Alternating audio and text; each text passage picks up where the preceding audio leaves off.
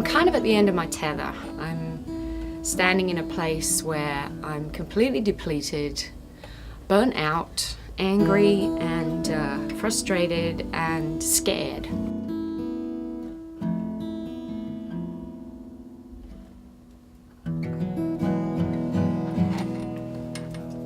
Well, I just thought I'd play something because if I don't, I'll start to cry too. Because it's been just a lot of pain. And rather than me try to give you a whole glossary of what is and what isn't and what could have and all that, because I've said this story since '07. And physically and emotionally, it has changed me in ways that some have been very, very good, I have to say. It's made me more of a man and a father. I realize some of my own shortcomings. But to deal with this type of beast like this, fighting for your only child, and to watch the effect it has had on my family, my loved ones, as a man wanting to be a provider and take care of his people and his family, this is very hard. It makes you question yourself sometimes, but this is the game that they play. Donovan Drayton's story is sadly not unfamiliar to me. Being a young African-American man growing up in New York City, there have been a number of different times when I've been asked to stop and show ID, any number of different times when I'd be riding with an associate and they'd stop the car and pull us over, and just dealing with that reality that is always informed on a certain level things that I do as an artist, as an activist, as a person. It's pretty much framed my thinking that it's not just about going through the day-to-day. There's always this undercurrent of apprehension, this undercurrent of, I don't want to be overly dramatic here, but oppression. There really isn't any other word for it. It's hard to describe to a person whose idea of justice is a television show what it's really like. It's nothing about justice. It's nothing about truth.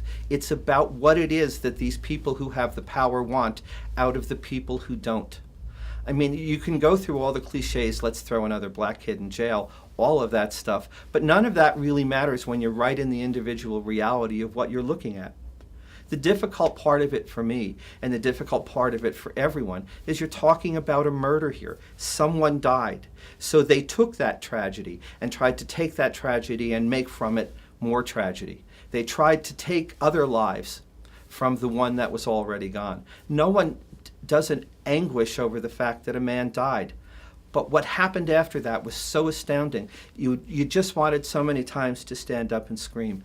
The DA, who I'm ashamed to say shares the same last name as mine, did things that were unfathomable from my TV watching. You know, in my TV watching, the story begins, middles, and ends in an hour. This dragged on for years. But he made deals with really terrible, horrible people. And he did it so there wouldn't be a trial. He made deals contingent on the fact that if you don't tell the truth in trial, this deal goes away. They lied through their teeth continually, over and over again. It's in the transcripts. It's in their answers. And yet, what does he do? Does he go after them for lying? Of course not. He goes right back at Donovan because I don't know what his motivations are. I assume he doesn't want it on his record. Or the worst scenarios, these people are just plain evil. It seems to me that the law enforcement, the government, the establishment, as we know, that is supposed to protect and serve the people of these United States, you know, is gone completely turned upside down and backwards. I think it's now guilty until proven innocence. And the circumstances about how this happened, is minuscule compared to how the law is being applied here and being overlooked. That is the most heinous, the most evil thing that I've ever witnessed in my life. To watch this beast that we're dealing with and understand that when you go to Rikers Island or when you see certain things in the street, you see the way the police interact with folks. You know straight away that this is just evil. Donovan, Kim, myself, the family, everybody, friends, went through 6 weeks of the most arduous spiritual journey that anyone could go through. A murder trial. Murder trials that cost somewhere from $300,000 to $150,000. Murder trials that if we would have had more money to have better attorneys, we could have had different results. We had 3 attorneys. Yay or nay, they did the best they could. And we thank and we salute them. Now we're starting now because we beat, and I'm going to repeat this, we beat the system on 3 major counts. Murder in the first, a gun charge, intentional murder in the first, excuse me, a gun charge, and manslaughter in the first, which was charged later. The judge let the DA, Mr. Clark, Sean Clark, charge this later. All right, so we watched this process from police to lying witnesses. Both snitches are liars. They both made sweet deals with the DA. We watched all these proceedings go by. We all held each other's hands, crying and trembling for the verdict. But a courthouse full of people was like a circus. We won. I'm going to say it again. We won. Normally in a trial like this, the DA in the office will never come back at you again because they can't prove the pieces that will tie this kid to their so-called charges. But not this beast. This beast is so pissed off now that we have challenged them that they are, what now? I'm going to say it again, folks, bringing us back to trial for a second time. A second time. So now it has a dual purpose: to emotionally just drain us, to financially drain us. You can't spiritually drain us, though. That you can't do. And as you hear these testimonies from people and myself, the thing that the tie you'll see through this is that spiritual energy is still very strong here, because we do realize we're dealing with a beast. I sat in the front row of the trial, and I watched Donovan come in, be sat down at the desk, at the table, and they brought in his co-defendant. I watched it, and apparently it was the first time that they had seen each other since they were arrested. Now, mind you, this is going on 4 years later. And I watched his co-defendant look him in the eye, and I was 3 feet away, and say, "I'm really sorry I got you into this. I'll let them know, I'll tell the truth, I'll let them know everything, and I'll get you off." I watched these words come out of this young man's mouth. And then I watched the system. The system's intent was to not go to trial. The judge said repeatedly to the defendants, "This is your last chance to take this deal. This is your last chance." However, the co-defendant stood strong. The next day we came in, and everything had changed. Ronny and his family were locked out of the courtroom. The other defendant's mother and his grandmother were there. And all of a sudden, he changed his plea. He changed what he said he was going to say, and put Donovan in a position that was impossible for Donovan to deal with. In order to make a deal, Donovan had to lie. He had to allocute to something he didn't do. And Donovan, apparently, it was obvious by that point, was the only man in the room, and he wasn't willing to do that. He wasn't willing to lie to get what they wanted him to do. And that's when the game began. And it never stopped. As a witness to the trial and the proceedings, I have seen his constitutional rights being blatantly overlooked by the judge, who just absolutely manipulated the circumstances of the trial so that the jury would not witness what was going on. And it was brought about in a way where Donovan was denied his constitutional right to bring forth witnesses.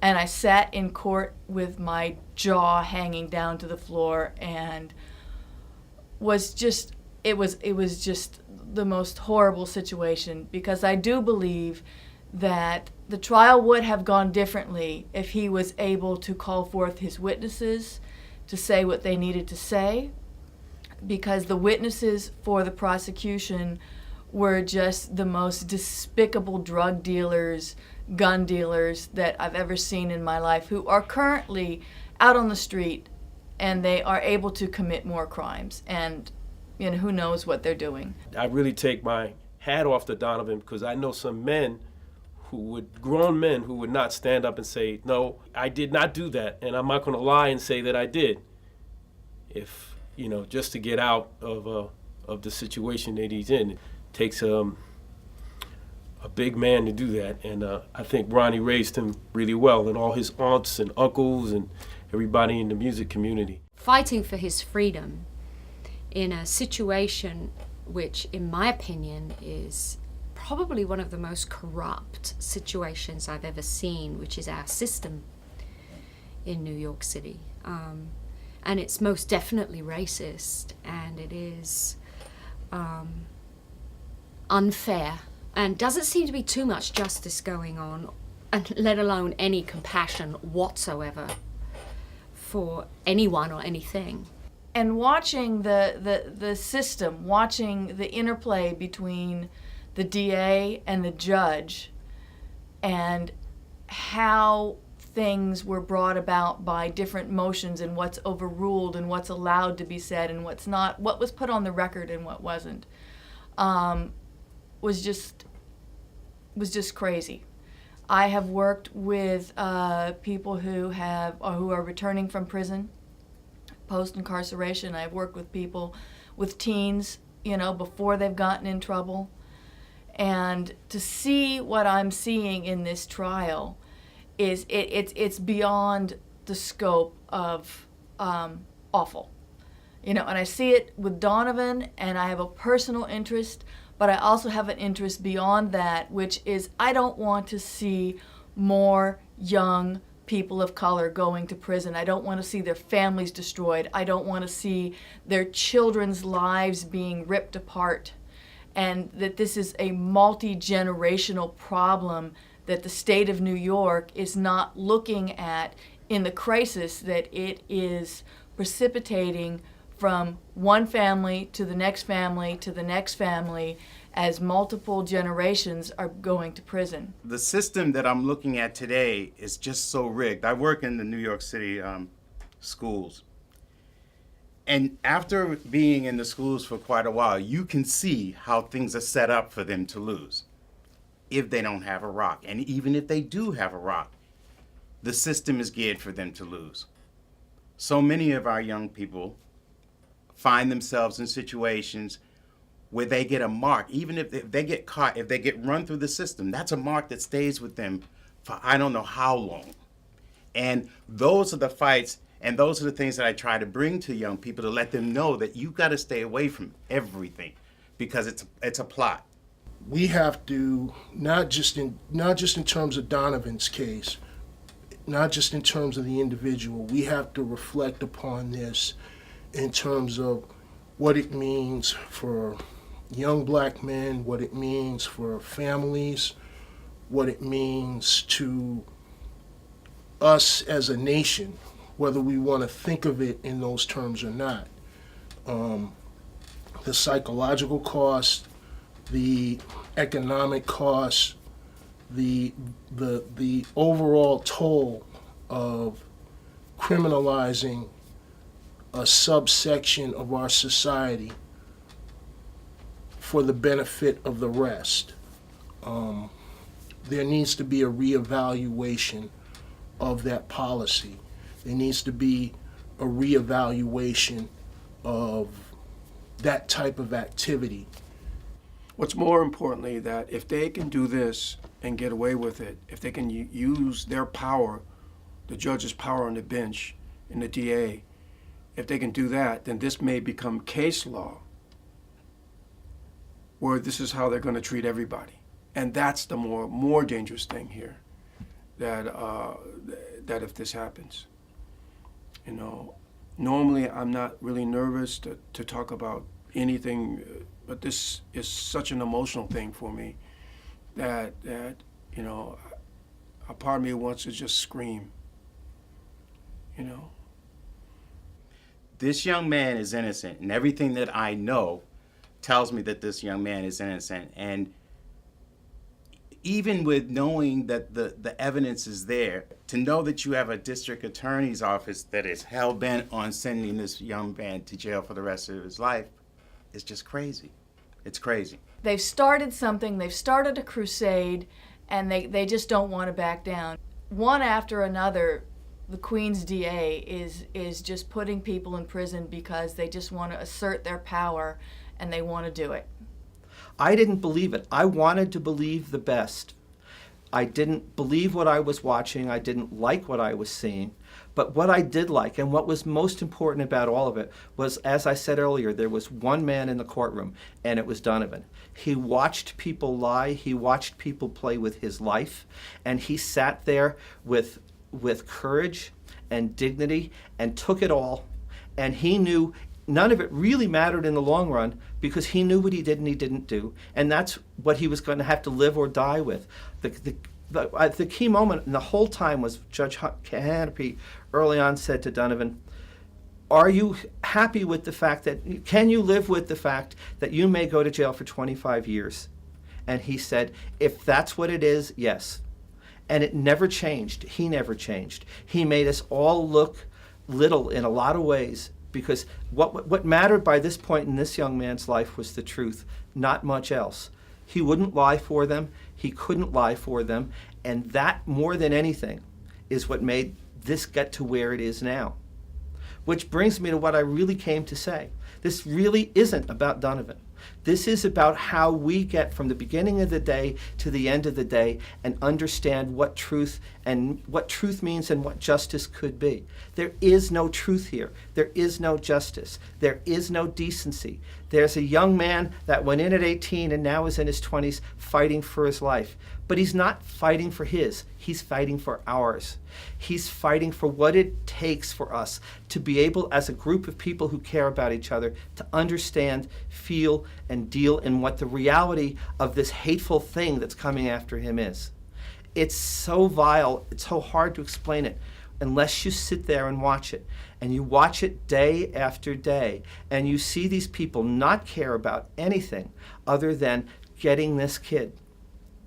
And whether they get him or not, that battle, they should have understood it, and they should understand it now. It doesn't matter. He knows he didn't do it, and I know he didn't do it, and everyone who loves him knows he didn't do it, and at some point they will. And up until that point, the really important part here is that we can all help this fight. We can all fight this battle. As none of us have a lot of money, or none of us have these different things. But what we do have is the basic human understanding between what's real and what's not, what's true and what isn't. And Donovan did not do this. And Donovan cannot be punished for something he did not do. Because if Donovan is punished for something he didn't do, we are. And we're better than that, and I'd like to believe the system is better than that. And I know that sounds like Mary Poppins and that it's rain and cookies. But if this happens to Donovan, it happens to us. And I urge anyone who can help to come look at the facts, look at what happened, look at what these people are doing, and then come and join us in the fight. Because this is a fight not just for Donovan, it's a fight for us. Fighting for my stepson's life is what I'm doing right now. I'm sort of functioning in other areas in my ministry, and I'm also a musician. I've been a musician, oh my God, I don't know, about 35 years.